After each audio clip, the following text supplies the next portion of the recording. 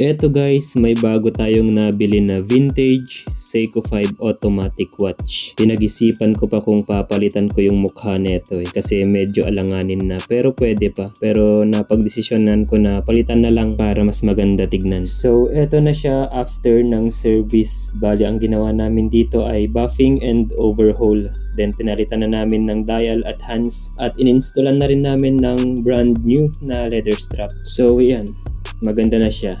Makinis na, presentable, gagamitin mo na lang.